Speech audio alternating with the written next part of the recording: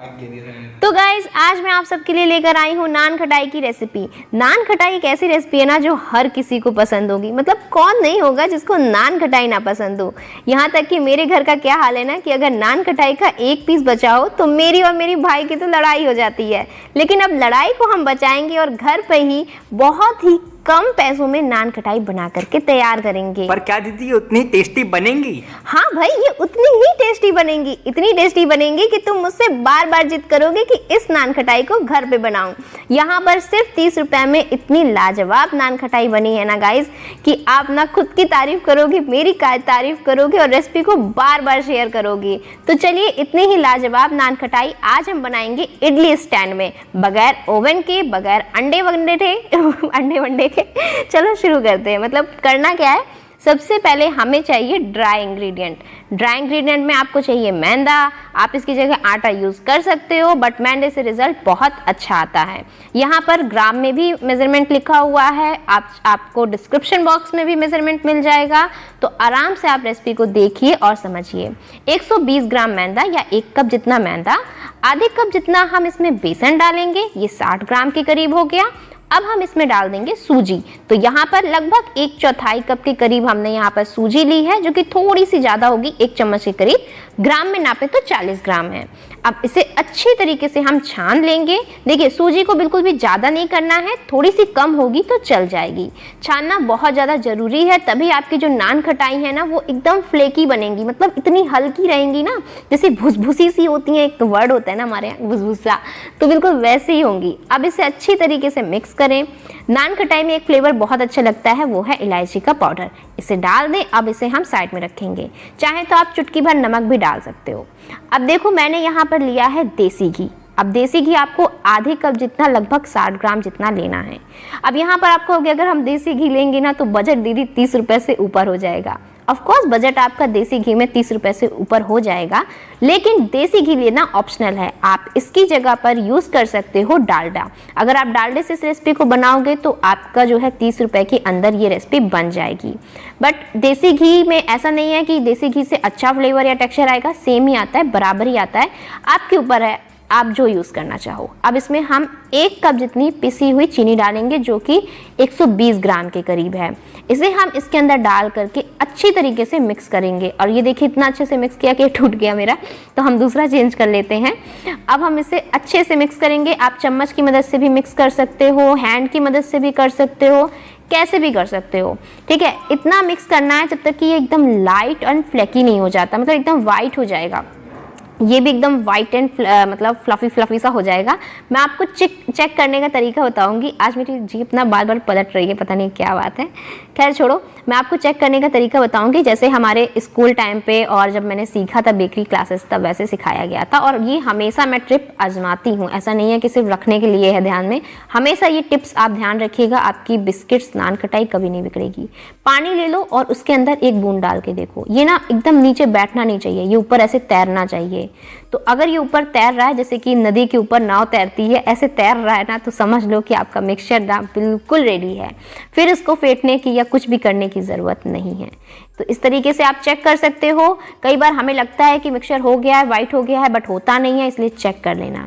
इसके बाद हम इसके अंदर डाल देंगे ये ड्राई इंग्रेडिएंट। तो देख रहे हैं आप, इसको हम डालेंगे और हल्के हाथों से मिक्स करेंगे। ऐसा नहीं है कि पूरी की पूरी दम लगा देनी है इसके अंदर और बस हो गया, फिर आटा मर के तैयार हो जाएगा। ऐसा नहीं करना है। कचौड़ी पकौड़ा नहीं बना रहे हो कि इसका आटा लगाना है। बहुत हल्के हाथों से आपको एक तरीके से क्या करना है, सिर्फ कंबाइन करना है। अब आपको चाहिए यहाँ पर बेकिंग पाउडर, जो कि डिब्बे वाला आता है ना, वो बेकिंग पाउडर केक वगैरह में डलता है।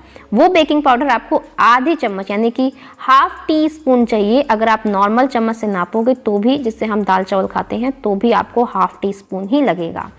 अब हमने यहाँ पर ½ टीस्पून जितना ही बेकिंग सोडा लिया है, जिसको हम लोग दही भल्लो वगैरह में यूज़ नहीं करते हैं, ये वो वाला है। इसे भी हम उतना ही डालेंगे, यानी कि सेम क्वांटिटी में दोनों डलेगा। अब इसे भी हम हल्के हाथों से जो है अच्छी तरीके से मिक्स करते हुए इसका डो लगाएंगे, ठीक है। अब एक बात ध्यान में है कि कई बार क्या करते हो आप लोग, दूध डालना स्टार्ट कर देते हो, या फिर आप पानी दूध लगा के किसी तरह उसका डो लगाते हो। तो ऐसा बिल्कुल भी नहीं करना है आपको। पानी दूध डाल के डो नहीं लगाना है, नहीं तो बिस्किट एकदम कड़े बन जाएंगे। अगर बाय चांस आपका डो नहीं बन रहा, आपको लग रहा है ये बहुत ज़्यादा मतलब भुसभुसा है, ये नहीं बन पा रहा है, तो आप अलग से थोड़ा सा घी फेंट लेना, अलग से 1-2 चम्मच घी फेंट लेना, फिर इसके अंदर डाल देना। बाय चांस ऐसा हो जाता है जैसे कि अगर आपकी थोड़ी सूजी मोटी हो गई या फिर बेसन आपने थोड़ा मोटा वाला यूज़ कर लिया, तो ऐसा बाय चांस, मैं कह रही हूँ बाय चांस ऐसा हो जाता है। ठीक है, तो ऐसे एक टिप्स है, इसको ध्यान में रखना, घबराने की ज़रूरत नहीं है और दूध पानी मिलाने की भी ज़रूरत नहीं है। अब इसे जो है 10 से 12 मिनट के लिए फ्रिज में रखो।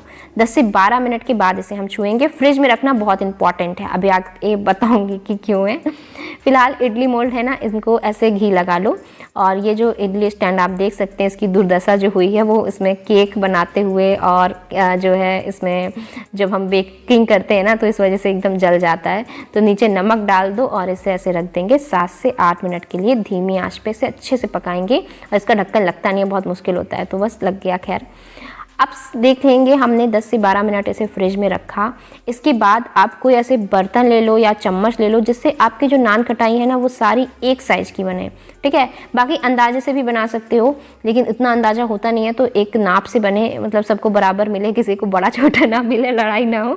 तो ऐसे ध्यान में रखो और इसके एकदम गोले गोले बना लो। देखो इसका बॉल बनाना जैसे लड्डू होता है, इसको फ्लैट नहीं करना है कि उसको चपटा कर दो, चपटा बिल्कुल नहीं करना है। चपटा करेंगे ना तो फिर और भी ज़्यादा फैल जाएगी, फिर वैसा लुक नहीं आएगा, फिर वैसा टेक्सचर नहीं आएगा, फिर मुझसे मत कहना। तो चपटा नहीं करना है, इसे बॉल बनानी है आपको। ठीक है, अच्छा होता क्या है जब आप फ्रिज से इसे बनाते हो, मतलब फ्रिज से डो निकालते हो फिर बनाते हो, तो उससे क्या होता है कि आपका जो डो होता है वो एकदम ठंडा होता है। हाँ, फिर आप बनाते हो, जैसे ही इसे गर्म करते हो, मतलब कि जब ऐसे पकाते हो तो ऊपर से बहुत अच्छे क्रैक्स पड़ जाते हैं। तो क्रैक्स पड़ने का यही रीज़न है, इसी से आपके क्रैक्स पड़ेंगे। और जो है थोड़ा डो भी क्या होता है ना, चिकना हो जाता है, स्मूथ हो जाता है, रेस्ट कर लेता है, तो बढ़िया मतलब इससे रिजल्ट आता है। अब ये गर्म हो चुका है, आराम से इसे खोल लो और ये गर्म हो चुका है। अब इसके अंदर जो है हम रख देंगे। अब एक बात बहुत इंपॉर्टेंट है कि ऊपर वाली ट्रे रखना, नीचे वाली ट्रे में कभी मत रखना। ये जो एक नीचे वाली होती है ना, इसमें क्या होता है बहुत ज़्यादा हीट लगती है और हमेशा मेरा मतलब मैंने इतनी बार बनाई है, हमेशा ये जल जाती हैं। तो ध्यान रखना, नीचे वाली मत रखना, सबसे ऊपर वाले में आपको लगभग 15 से 18 मिनट लगेंगे। आप बीच में चेक कर लेना। ये देख सकते हैं आप, रिजल्ट आपके सामने है, बहुत अच्छी बनी है। ये भी आप नहीं कह सकते कि ओवन में पकी हैं, क्योंकि अगर ओवन में पकती हैं तो क्या होता है कि ऊपर से उनका कलर एकदम चेंज हो जाता है, लेकिन यहाँ पर आप देख सकते हैं कि ये जो है इसी में पकी है। मैं नमक भी दिखा रही हूँ, ये जल गया है, बर्तन भी पूरी तरह जल गए हैं। तो प्लीज़ आप लोग ट्राई करना और ऐसे ही आपकी नान खटाइज बनेंगी। यकीन मानिए इतना ही अच्छा रिजल्ट आएगा आपका। और ये देखिए कितनी ज़्यादा बढ़िया बनी है, ऊपर से एकदम फट गई हैं, उसका रीज़न मैंने आपको बता दिया है। तो बेकिंग में ना हमेशा कुछ साइंटिफिक रीज़न होते हैं, उसको आप ध्यान में रखोगे और अच्छे से बनाओगे तो डेफिनेटली आपकी बिस्किट्स नान खटाई अच्छी बनेंगी और आपके घर में बिल्कुल लड़ाई नहीं होने वाली है। तो बताओ छोटे, तुम्हें कैसा लगा ये? दीदी ये रेसिपी तो मार्केट से भी ज़्यादा अच्छी बनी है।